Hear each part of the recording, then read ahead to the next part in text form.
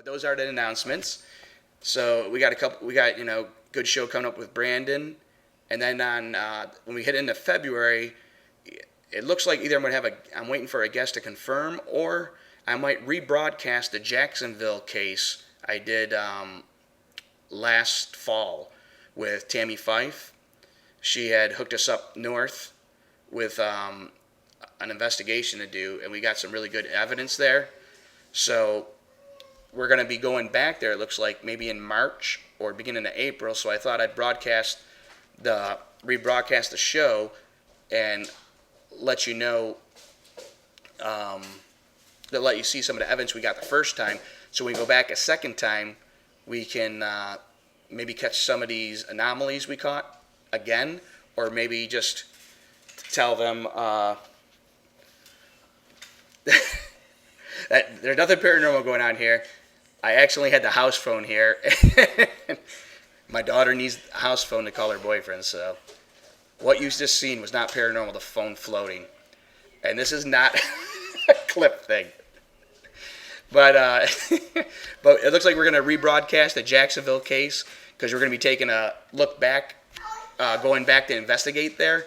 So I thought I'd refresh some people's mind of some of the things we had caught there and see if we can maybe debunk them or maybe have them happen again and be like, maybe it is paranormal. So those are what's going on with Paranormal Wavelengths. We're going to do a little video here, and then we're going to get Scott on the line. And remember, if you have any questions, just hit us up in the chat room, and the questions will be relayed to me, and I'll ask Scott. So ask him anything you want about the paranormal, and anything, pretty much anything. Scott said he'll answer any questions, well, within reason. So we are going to start up the video here, and then we will get Scott on. All right. Next up, we're going to have Scott Tepperman on from Ghost Hunters International. We have him on the line here. So we're going to go live with Scott. Hey, Scott, how you doing tonight? Hey, how you doing? I'm just going to get a test here. I'm just going to ask. I have Michelle moderating the boards for me, and she's in the chat room. Michelle? Thanks. Hey, Michelle, let us know if you can hear Scott okay. All right, you're good. They can hear you. So, hey, I want to thank you for coming on the show tonight. Oh, appreciate it. Thanks for having me on. Hey, you know what I wanted to ask you right off the bat? It's not so much paranormal. Where are you located in Florida? Tallahassee, North Florida. Oh, yeah, you're pretty north. I'm down in Palm Bay, Melbourne area on the East Coast. Oh, okay. It's like 3-4 hours from me. Yeah, that's not too bad. No, not too bad. I didn't realize I knew you were in Florida, but I didn't realize until I was doing some information on you, and I was looking at your team that you're a co-founder of, and I was like, hey, he's right in Florida. Oh, yeah, we're in North Florida. So I was like, man, I'll have to come up there and bug you guys and hang out.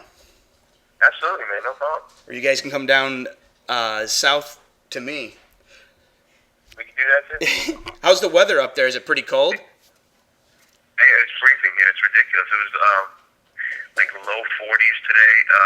It crept up to maybe 50, but a little while ago it was freezing. It must have been in the, I know it's dropping to like 20 today at night. Yesterday it was freezing.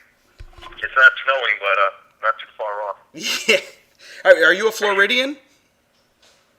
I'm sorry? Are you a Floridian? Yeah, I'm from New York. From New York? That's why I'm from Buffalo, New York. So. Well, it's real cold up there. Yeah, that's why I've been down here like 16 years, but I like when it's cold out like this. Makes it feel like a little bit of change of season for a change. Yeah, I'm just getting over a flu. That's why I'm sounding weird on the phone. If I start coughing uncontrollably, I apologize. But yeah, I mean, I like the weather too, but then I have to make sure I don't get myself sick because I'll walk around with like short sleeve shirts, shorts, and everything, and then I get myself sick. And I know you're gonna be heading out next week, right? To go do some filming. We're heading out. We're heading out back overseas. Probably a couple weeks. We don't have the exact date yet, but it's probably going to be somewhere around mid-February, maybe a little earlier. And yeah, we're getting ready to head out of here. Do you know what area you're going to be heading to, or aren't you allowed to say?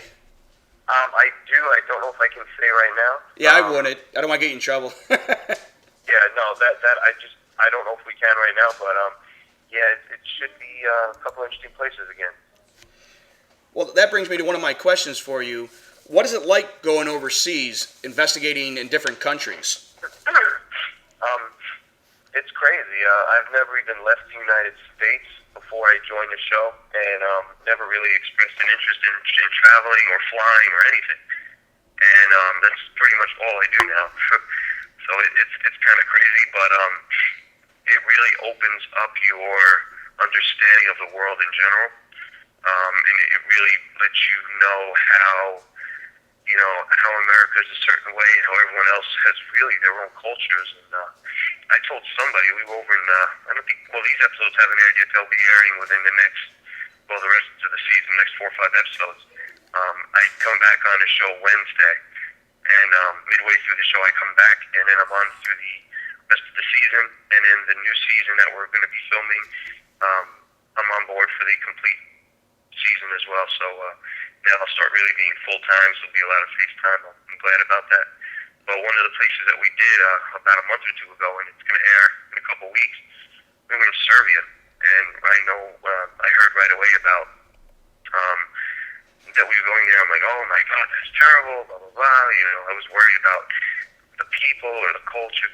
And you get there, and the country's gorgeous, the people are very nice, and it's a shame that a lot of the division in the world is due to either religion or land or some other beliefs, because it's a shame that people aren't that free to just travel from place to place without fear of being harmed or terrorism or anything else like that, because these countries are beautiful and the people are wonderful. And that's what I really, really am impressed with, is that I feel like I've grown and matured a lot. I've been on board with GHI officially a year.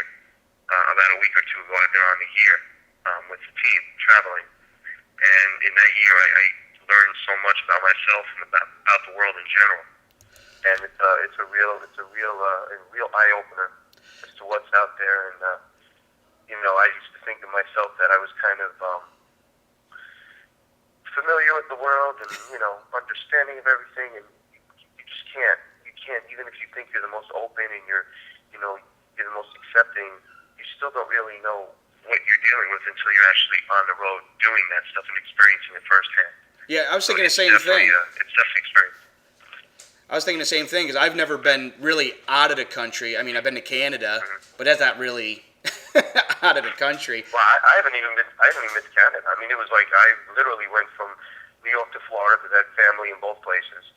And years ago, I took a trip around the United States where we hit like North Dakota and Alabama and California and all this stuff. And I thought that was huge. I thought that was great. But that was nothing compared to what I've been dealing with. I bet you. I know the same thing you're feeling. If I went overseas to go to England or something to do an investigation, or one of the other countries, what I know of these countries is whatever I see on TV. And once you get there, it's a totally shock of what the TV. Well, yeah. They candy coat it, I think, sometimes. Yeah, it's crazy. I mean, we met some people. It might have been Serbia, it might have been Amsterdam. I'm not sure.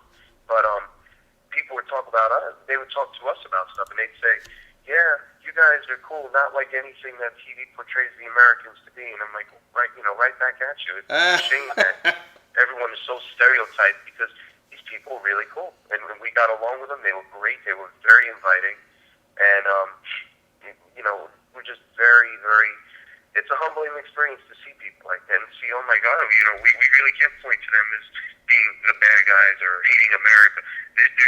That's not how anyone should view anybody, because there's people everywhere that are. You have good apples, you got your bad apples, but overall, no, I don't think you can categorize any group of people as disliking America or being a certain way, because, like I said, when you meet them, it's so much different. So that's cool. That's cool to hear, though. I'm very sensitive to that. What's that? That's cool to hear, though, that you're experiencing that. It's awesome. Yeah, it's great. It's a big opportunity. Hey, what made you decide to get into the paranormal field first? Other than excuse me, A lot of people have experiences when they were younger. You know, they saw an apparition, they saw this and that. I never had anything like that whatsoever.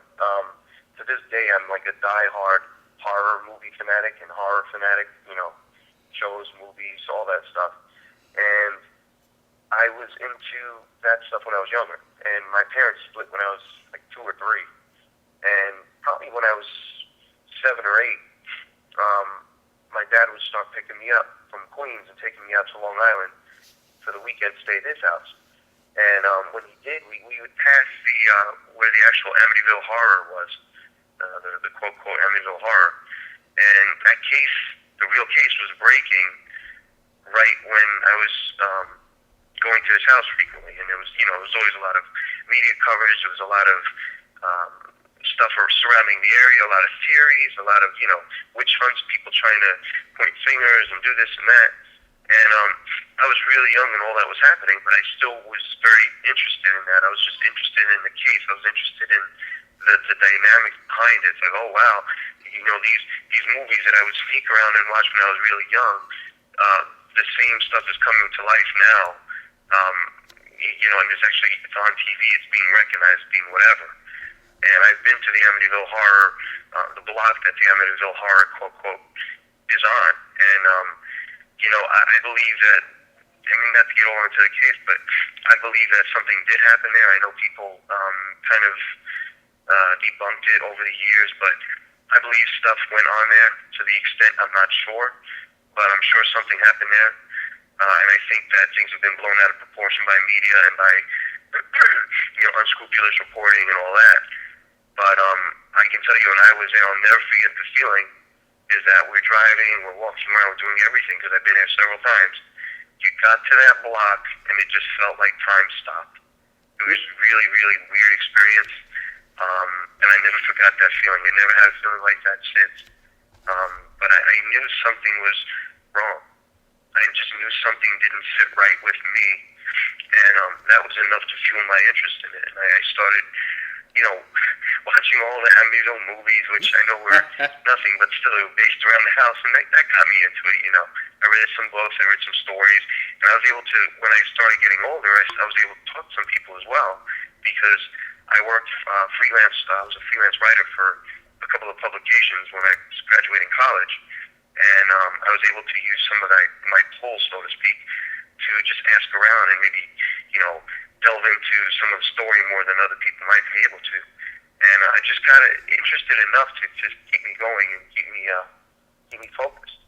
And 2004, to move it ahead a lot, I moved to Tallahassee, and I was always interested in it. At that point, this was before. This was pre-taps, pre-ghost hunters. It didn't air yet, but this is probably early 2004. When I moved to Tallahassee, I was really interested in joining one of these groups, because there were a few in my area previously that I didn't really feel very good about, being associated with, or didn't really want to get involved with anybody.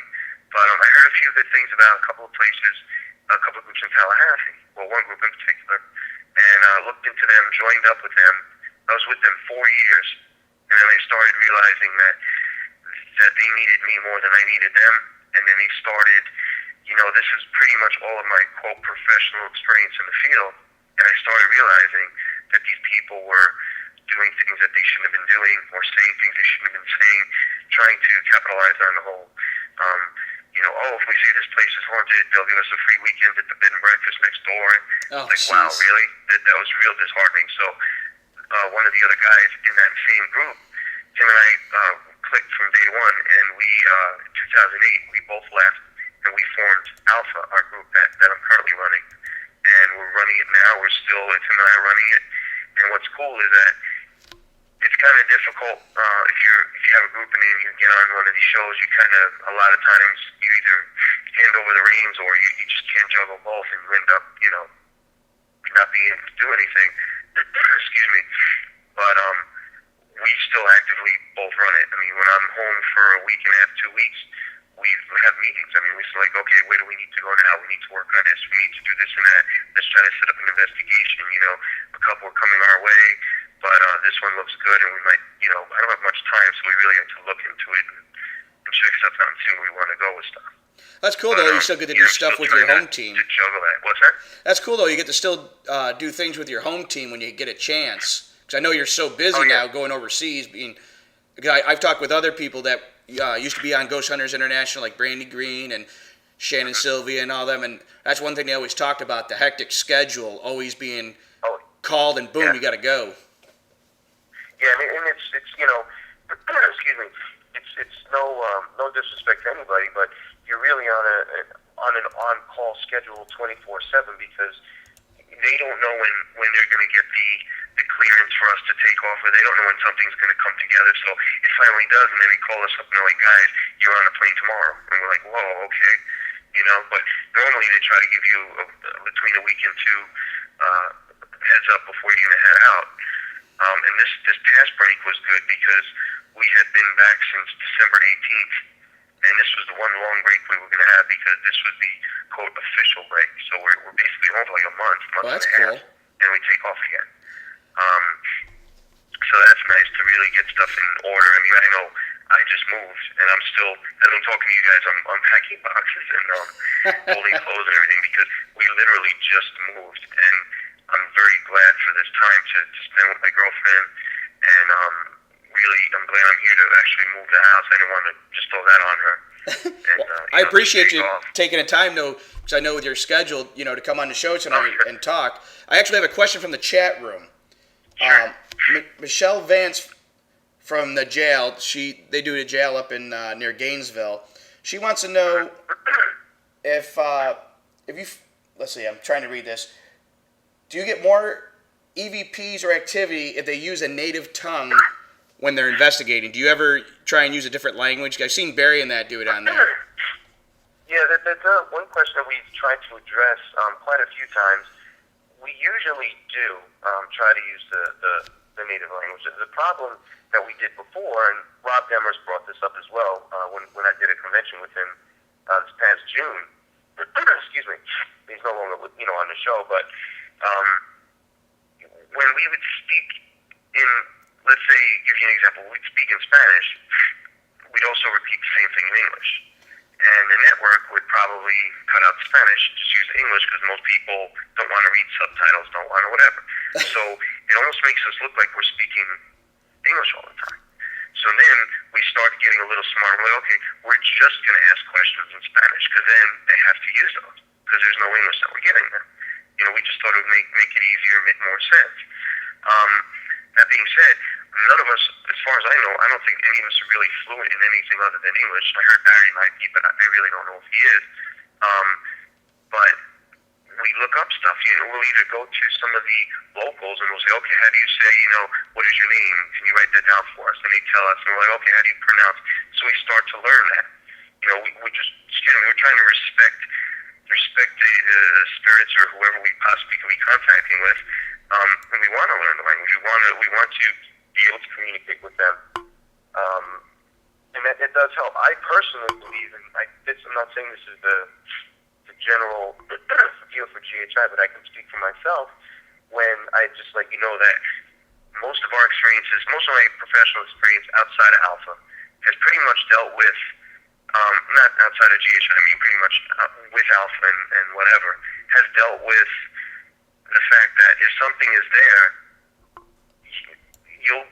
by you being in a place, you can stimulate the atmosphere, and actually something will pick up on the fact that you're there. So regardless of whatever you're trying to gauge, however you're trying to reach somebody, if they're going to, communicate and they can sense you, that will provoke them to actually respond to you.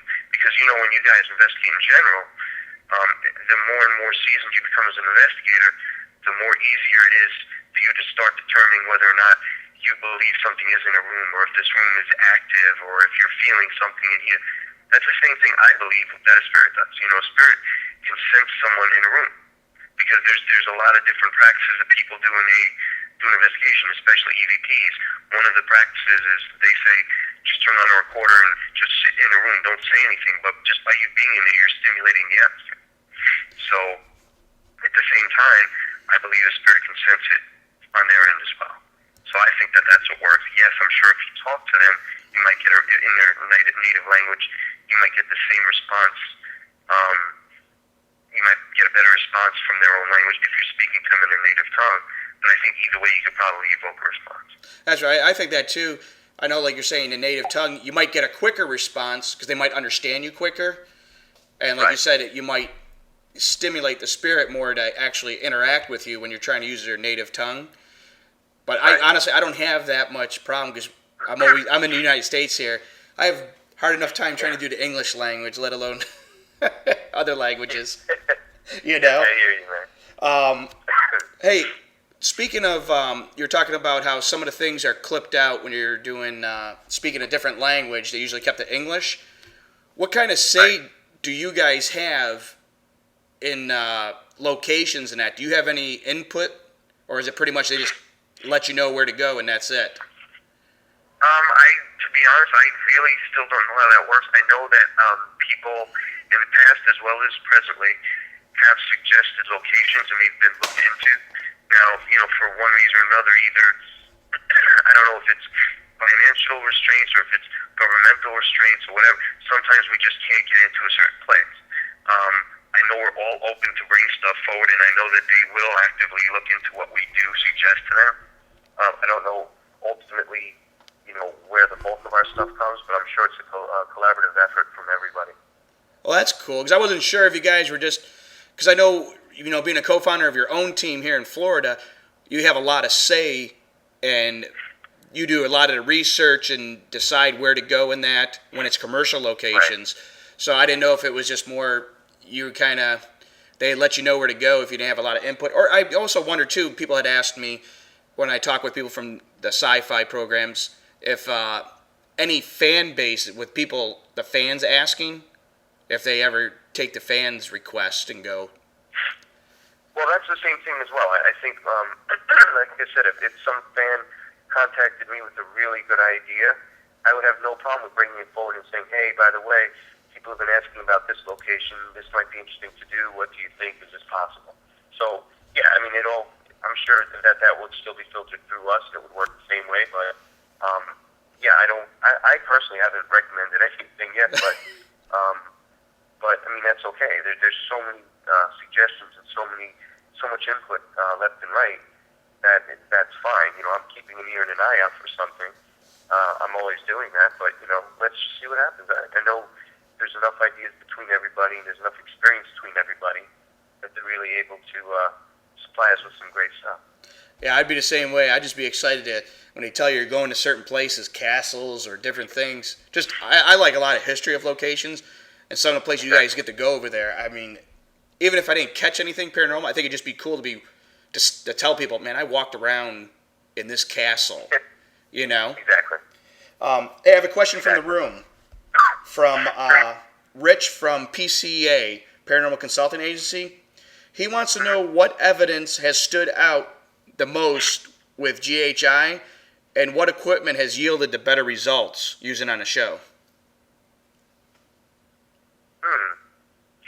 That's a pretty interesting question. I don't know if I could say one or two things. I could say overall that there have been certain, again, I think collaborative efforts. I like anything in general where we don't just capture one thing.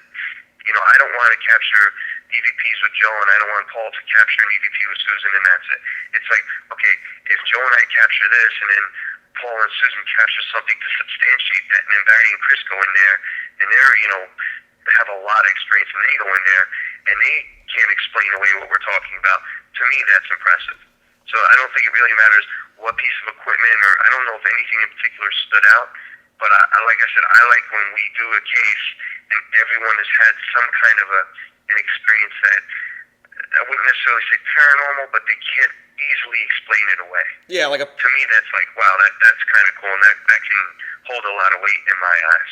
Yeah, especially like you were saying, if you got an EVP with Joe, and then Chris and Barry were in there, and they didn't maybe get EVP, but they had a personal experience that kind of backs the EVP you just got. That's kind of cool when you get some credibility when other team members are having either personal experiences or catching some type of other evidence in the same area of the location you're in.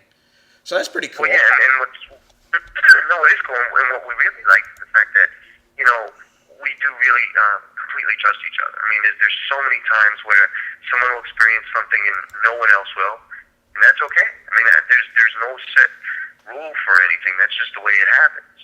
So we all appreciate it, and we understand and we respect each other because everybody, they have, quote, you can't say an off day or an on day, but they have their moment or they don't have them. And Yeah. that's fine. But as long as you're responsible and you're doing exactly what you should be doing to bring something that you have to the investigation, intelligence or just some kind of a integrity or anything, that goes a long way. It really goes a long way. Yeah, I I felt. have no problem going to Barry and say, Joe and I investigated here for 8 hours and we have absolutely nothing, but we did a thorough job. And Barry's like, okay, great. But then there's other times, if you go into a place and we're like, well, we did this and this and that, and we heard this. Barry's like, well, did you check up on this? I'm like, well, no. Then we can just tell, oh, yeah, well, we should have done it. We kind of police ourselves and control ourselves, and I think that overall that just makes us better investigators. I mean, I wouldn't necessarily say, like I said, I don't think it's one piece of equipment or one piece of evidence that stood out, but a whole group effort when we were all on our game completely and we all came away with something that would totally be the most impressive for me. See, that's cool to know. I felt bad. Paul, is it? The other guy from Ireland, right? I felt bad for him. He had his moment with that ice cubes.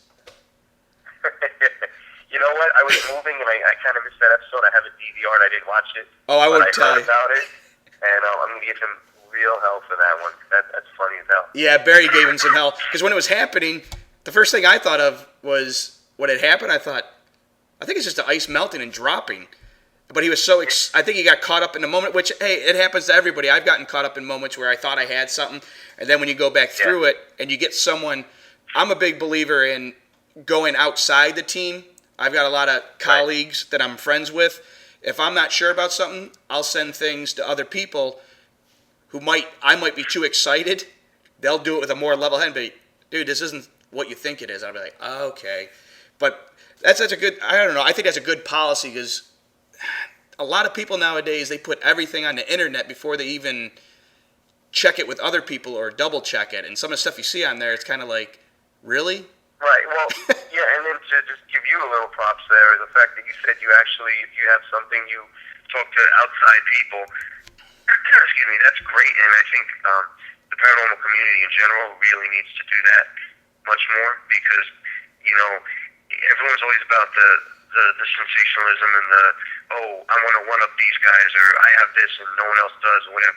We really need to kind of, if people hear my interviews or hear my own radio show, whatever, I sound like a broken record here, but it's imperative that people really understand this. You kind of have to bring ghost hunting back to what it originally was. People are in here because there's a genuine interest and a concern for what happens after someone dies, or there's some unanswered. People just feel like there's certain things that are unanswered and they want to figure that out for themselves. There's personal reasons, there's whatever reasons.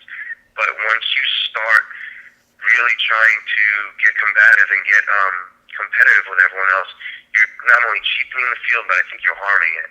And everyone's got to be really willing to share information, share stuff, because how are you going to bring the field forward at all if you're in it for yourselves?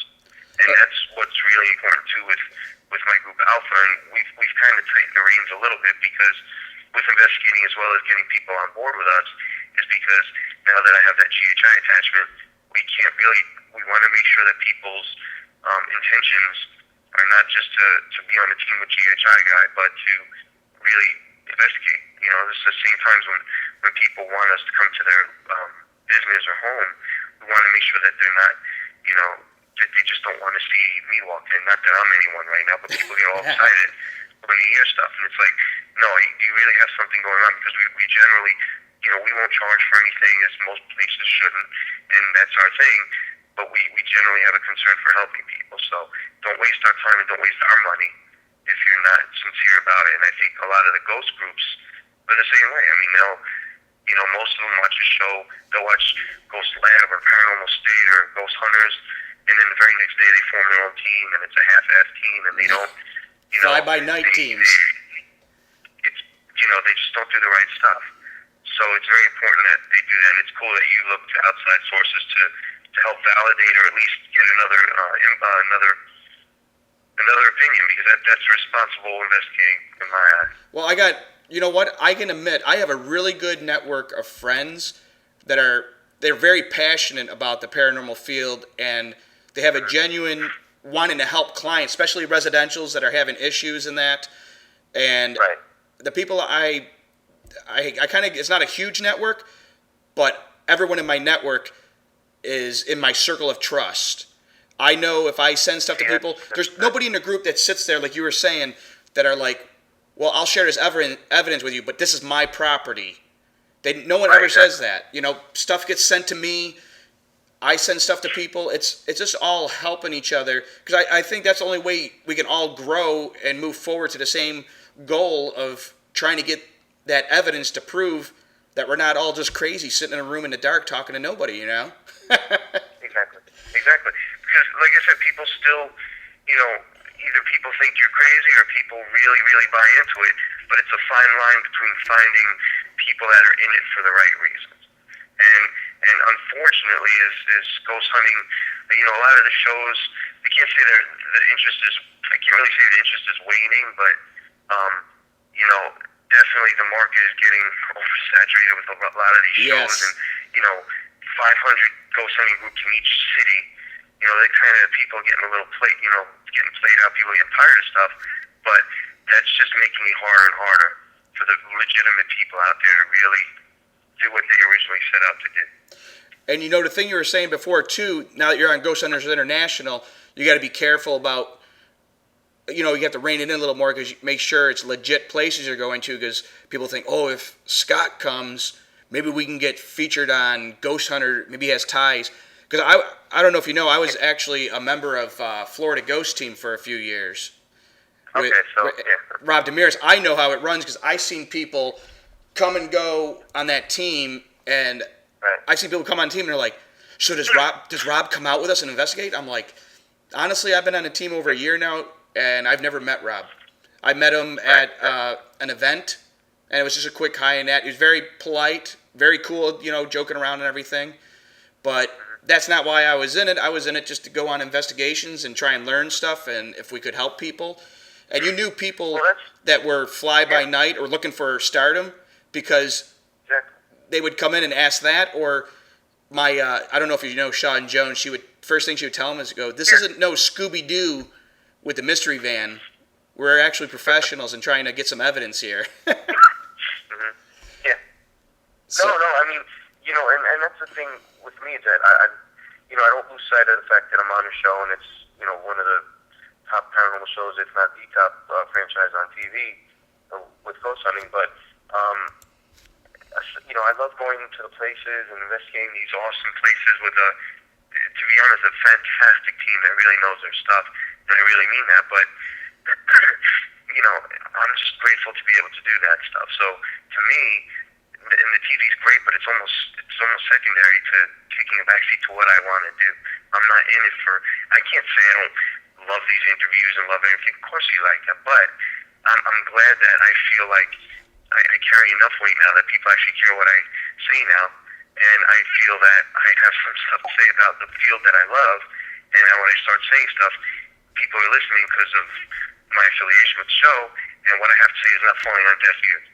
So, people are like, oh, it's so cool that you take the time to talk to your fans and response, which I really appreciate. I'm like, really? First of all, I can't believe I have fans. Second of all, it's, thank people for caring enough to follow me on Facebook or Twitter or anything. I really appreciate that, And it goes a long way for to help me. I was like, okay, people are listening. People are listening to what we have to say. They're watching what we do, and that really fuels you to want to do better. I'm not trying to get all the screen time or get all this and that or do blah blah blah blah blah. But it really helps with your determination and your drive and everything else to really do what you want to do and do it right, because that technically people are holding you accountable for stuff now, as they should, as the field should always be doing that. Yeah. So, as my group Alpha, we feel like we're trying to hold the field accountable for all the stuff that I was bringing up before, all the bad stuff and all the bad practices. But, Alpha, for a lot of people, Alpha's just another group. And now it's like, okay, well, Scott from GHI is the founder and currently still running the group with Ron, the other guy. They might have a little step up there, and we might be able to benefit a little from that and then spread the message that really does need to be spread. And hopefully that works and resonates with people. Yeah, I know that's the big reason why I do this show. I don't always have people like you that are from Syfy. I have pretty much anybody and everybody on this show sharing their theories, ideas, practices in the paranormal field, because I let people know just because what you see on TV isn't the gospel of the way to investigate. There's so many different ways to investigate and so many different people out there doing things.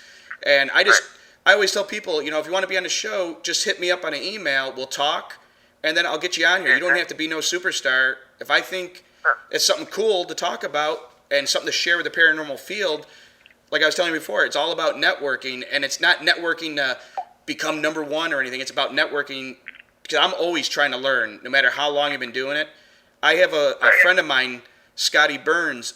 I think you met her at Ghost Gathering. Yeah. And I know she is, yeah. Yeah, she's been doing it. I'm good friends with her from Florida Ghost Team and that. She's been doing it for over 30 years, and she still says she's still learning stuff. Because sometimes you meet people. If you say you're not, then you should just pack it up and leave. Yeah. You're automatically closing your mind off to anything else. And this field, by any means, excuse me, it's in its infancy. And infancy, I don't even know, but I would say that the field really started coming into its own in the maybe early 70s. If I'm wrong, I apologize. That's what I probably attribute the time frame to. And that's absolutely nothing. That's nothing. The technology is, catching up with the field and not the other way around. I think there's a ton of stuff in the field that we have barely scratched the surface of, and I think we've been limited by our own imaginations, by our own technology, and our own equipment. But I'm dying to see, 20 years from now, what people are talking about. As people are making a big deal about orbs and they're nothing because they're dust or they're this and that and blah blah blah. Well, before you had digital cameras, nobody was really talking about that whole orb deal years ago. That was nothing. So how do you know 10 years from now people develop some camera that just sees that much further into everything that we can, and let's just say it picks up like a yellow triangle, and then we start having theories like, yellow triangles mean blah blah blah blah. Well, they've always been there, but we couldn't see them. Yeah. So as technology is evolving, your consciousness is evolving because you're being awakened to more things that weren't there or that you didn't realize were there. So I think that's a huge thing, and I'm really excited to see where this field goes. And I hope either through Alpha and or GHI that we can just bring that I could be a part of something that just defines a little bit more of something that was not really known. And already you guys have probably seen that GHI because I've been seeing it. I'm still in fan mode with that show because I'm crazy about that show. But I like how it's, you're always finding out that one extra thing, or they're just pushing it a little bit more that somebody talks about. It's not like we want to have everyone talking about it like water cooler moments on Thursday morning, but we really want people thinking, hey, that's pretty cool. This is not the definite end. This is not the last word of this because they prove now that this and this is out there. That's awesome. I have to admit, for Ghost Hunters International, the big attraction to that more than Ghost Hunters, they're very open to let you guys use pretty much any type of equipment you want. Some of the stuff they're using, I'm like, man, that's kind of a cool way of, with the full spectrum cameras and just the different stuff Barry brings out. I think that attracts me more to watch it because I'm very interested in seeing new techniques or different equipment that we can maybe add to our arsenal that might something back in the day we thought was the top thing now is sitting there collecting dust because there's something new, like you were saying, it's catching more things now that we're not sure of. But hey, before I go, before I go on, I have to. I mean, I got a question. I got a thing for you. It came in from the chat room. Someone with the handle Cookie told us to tell you. They said hi. I don't know if you know them. okay, Cookie. Yeah, and Cookie's been wanting to ask if you like investigating the big castles. I like investigating pretty much any place. Because, see, I apologize. I just like investigating any place because with me, again, I've been investigating, I guess say professionally 7 years because that excludes, walking around the cemetery aimlessly snapping pictures. So that's my professional, like not doing that. But, so, 7 years of investigating, it's pretty cool because every single case you do, no matter how big or how small, you approach it as a different animal because everything is different. There's not one thing that's the same. You could go in with your set, okay, I'm going to do this and this and this and this, but more often than not, you have to change that, throw it out the window because things aren't working out the way you think they are. So it's cool. I like the experience and the exposure to all these different elements and all these different scenarios because it tests you as an investigator. It really tests how you're going to adapt. It tests your critical thinking, your analytical thinking, everything. And just to be able to approach a case a different way every time. I mean, literally every single case is different. You might have the basics down pat. You might have your, okay, I'm going to walk in, I'm going to do this, I'm going to do blah, blah, blah. But then it's pretty much different. And even if you think you walked through and you planned it out, that still changes. Yeah, I've had that happen. I love the challenge of that stuff. See, I'm the same way. It would be cool to do a castle in that, but technically, if someone calls me up and say they got a location, like a commercial, even residential, I'm all about, hey, I'll investigate anything you want. If there's claims there or something going on or there's history, man, I don't care what it is, I'll investigate it. And hey, if we catch something, cool. If not, especially I tell people this all the time when I was with Florida Ghost Team, sometime we do residential. Some people on the team, we did a residential and we didn't catch nothing there. We debunked a whole bunch of stuff and it turned out the family was kind of having some other issues. And when we left, the other people were like, man, that was such a waste of time. And I'm like, why is that? Well, because we didn't catch nothing paranormal. I'm like, that's not a waste of time to me. You still help the family. You let them know, listen, there's nothing paranormal here.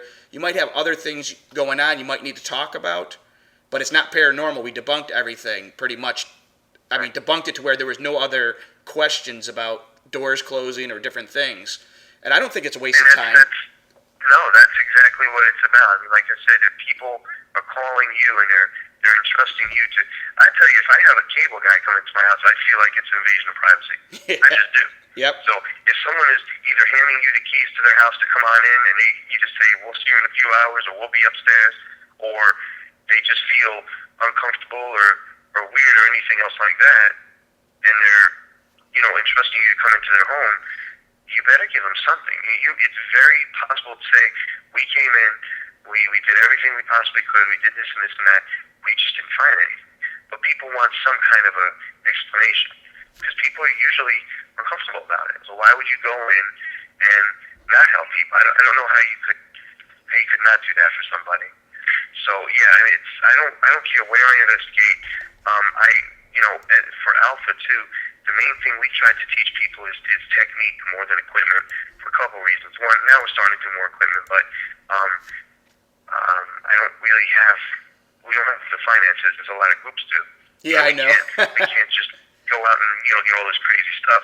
I'm kind of fortunate now that people are sending me free stuff to check out, which is awesome. But people always ask me what my favorite piece of equipment is, and I say a favorite piece of equipment is a good investigator, because that can go very, very far. If you have to trust someone for safety, for validation purposes, for integrity, for everything else, that goes a long way. The same thing if people run out and buy the most high-end piece of equipment, but then when they're investigating, they're fumbling around in the dark, but they don't really know the science behind what they're trying to investigate, and they don't know how this particular unit is going to be applied. They're totally compromising the investigation. So it's good to get equipment, it's good to do whatever, but I always tell people, go out and get your, well, I hate to use this, but, the K2 or the ghost meter or something.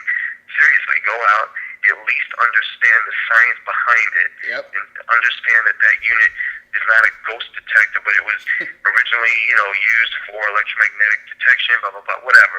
Learn about that and then master that piece of equipment, and you'll become a better investigator, and then slowly start adding pieces of equipment to your arsenal, and then before you know it, you'll know that stuff like the back of your hand. Rather than trying to keep pace with everyone and buy all this crazy stuff, it'll work. See, I'm like you. I've got a recorder. I've got some handy cams, and I'm not shy to admit I got them at a pawn shop for $80 each. And that's what I use to do my show. That's what I use to do filming. I just hook an IR camera. I talked with God, I forgot who. I was talking with one of my friends in the paranormal field. We were talking about things, and we were saying it almost seems like nowadays people are so concerned with their little equipment in front of them, they actually miss stuff because they're not opening their senses and just relaxing and trying to take in the environment around you. They're more concerned of what little lights are blinking, what's this and that. And I think it's a lot of psychological. People need a visual that they think they've done something that night sometimes. They need that little light blinking.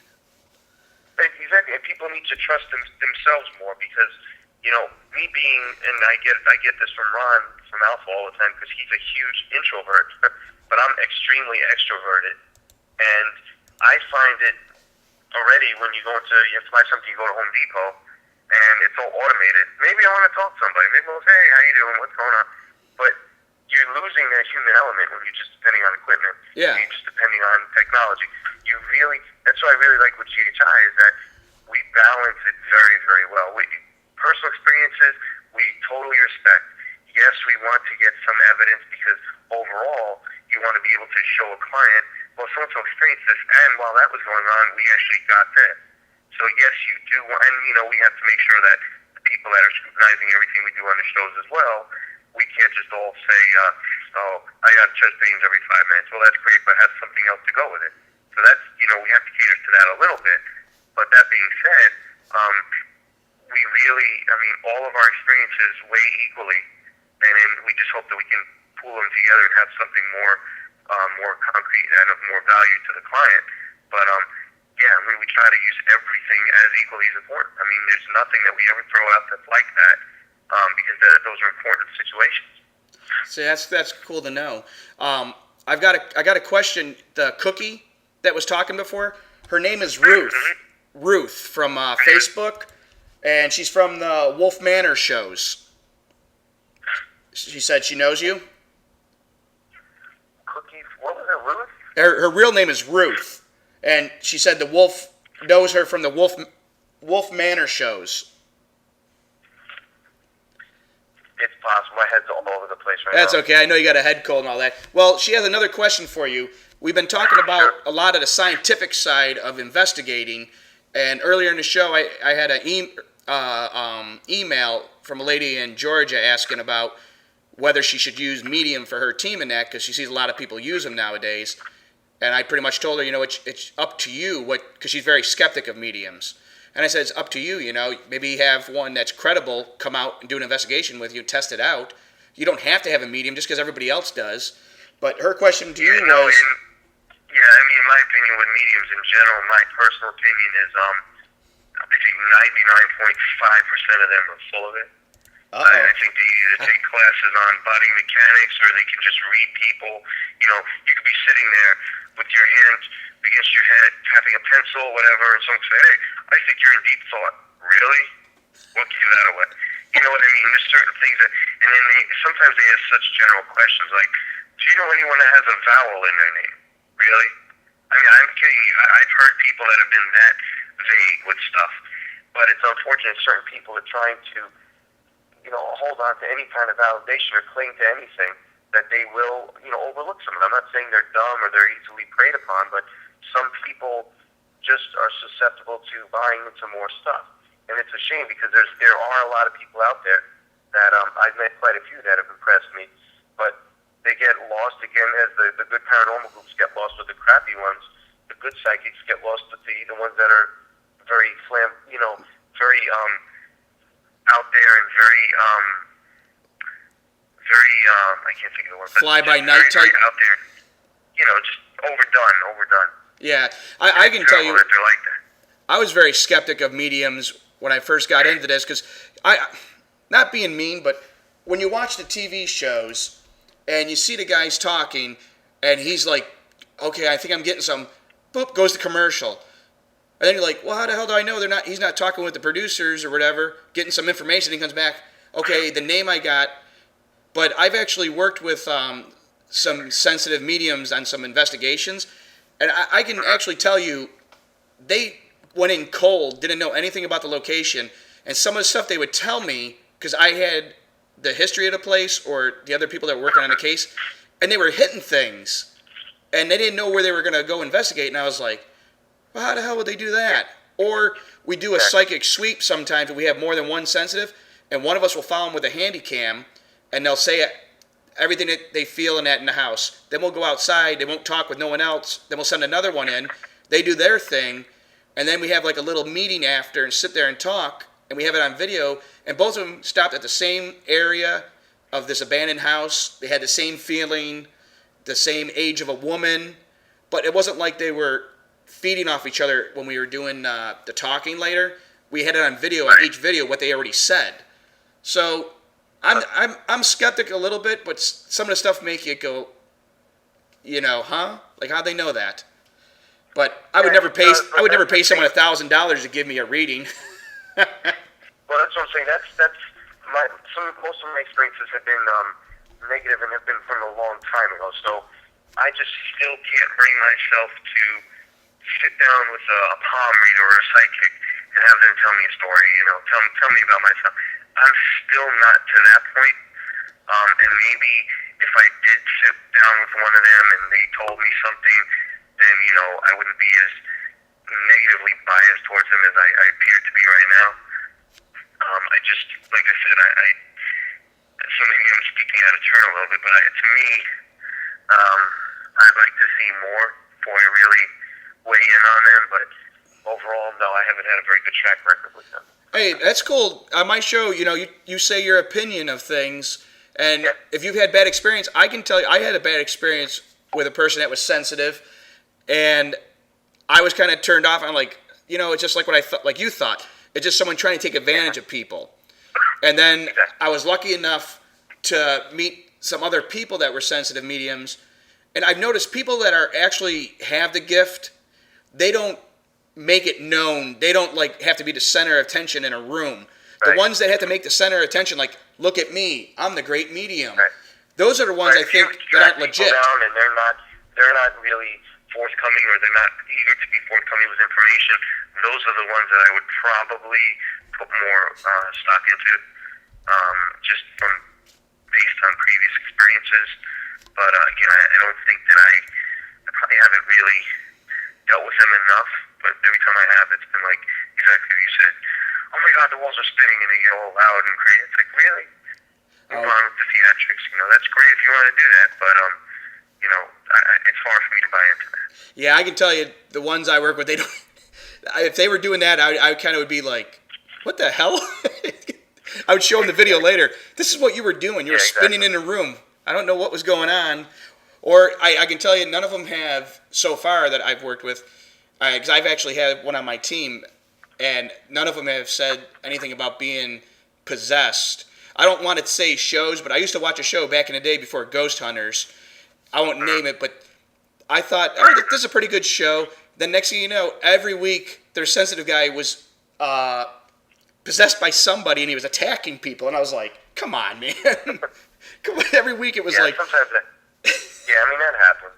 But we have my local group, we have someone studying mediumship with one of the top international mediums around, and she has proven herself to me, because she knows what I have said about psychics before, in my opinion, about most, not all of them. And she's proven herself to me. She said stuff that she did not know. She doesn't lie. I trust her completely. And she impressed me. I'm like, okay, maybe there's something to this. And I do believe that field is a legitimate field.